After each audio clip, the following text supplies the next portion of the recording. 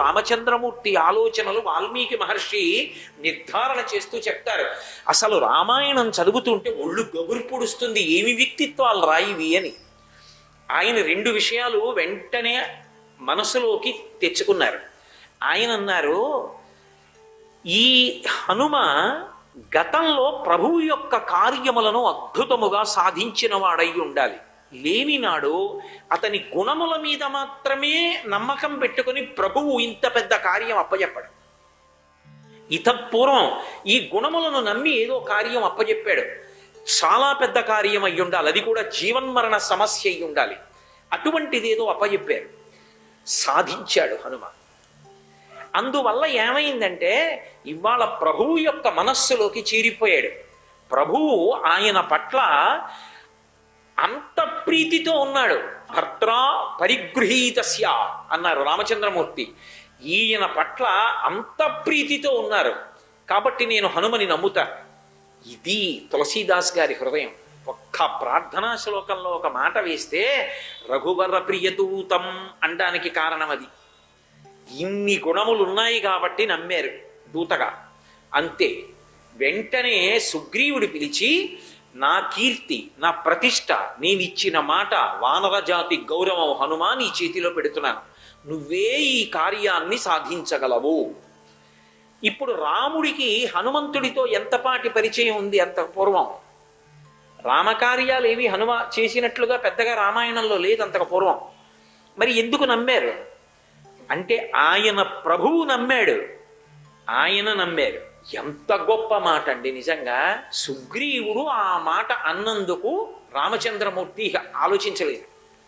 వెంటనే హనుమని దగ్గరికి పిలిచారు. దగ్గరికి పిలిచి, దదౌతస్య తత ప్రీత స్వనామాం కోపశోభితం రాజపుత్రాః పరం తపః అంగుళీయమభిజ్ఞానం రాజపుత్రాః పరం తపః. వెంటనే దదౌ తస్య తత ప్రీత పరమ ప్రీతితో చేతికున్నటువంటి ఉంగరాన్ని తీసేశారు. తీసేసి స్వనామాం కోపశోభితం శ్రీరామ అని రామనామం రాయబడినటువంటి ఆ ఉంగరాన్ని తీసి, అంగుళీయమభిజ్ఞానం, సీతమ్మ నిన్ను తొందరగా నమ్మడానికి ఇది సాధనమవుతుంది అని ఆ ఉంగరాన్ని హనుమ చేతిలో పెట్టాడు. అంగుళీయమభిజ్ఞానం రాజపుత్రాః పరం తపః. శత్రువుల్ని కాల్చగలిగినటువంటి రాముడు పరమ ప్రీతితో హనుమ చేతిలో ఉంగరాన్ని పెట్టారు. పాత్రత అని ఒక మాట ఉంటుంది కదా, సుగ్రీవుడు అంత మాట అనేశాడు, రాముడు ఉంగరం ఇచ్చాడు. హనుమ పాత్రుడే, అంతటి వారే, అంత గొప్పవారే. ఎలా తెలుస్తుంది? ఇప్పుడు ఉంగరం ఎక్కడ పెడతారు అన్నదాన్ని బట్టి కదా. ఆ ఉంగరాన్ని ఏదో వేలికి తొడుక్కున్నారనుకోండి, మరి 100 యోజనముల సముద్రం దాటాలి కదండి. 100 యోజనముల సముద్రం దాటాలి కాబట్టి పడిపోతుందేమోనండి అని చెప్పి పంచెలో ఇలా అన్న, వేలుకి పెట్టుకున్న, ఇక రామచంద్రమూర్తి మీద ఆయన గౌరవం ఎలా ఆవిష్కరింపబడుతుంది?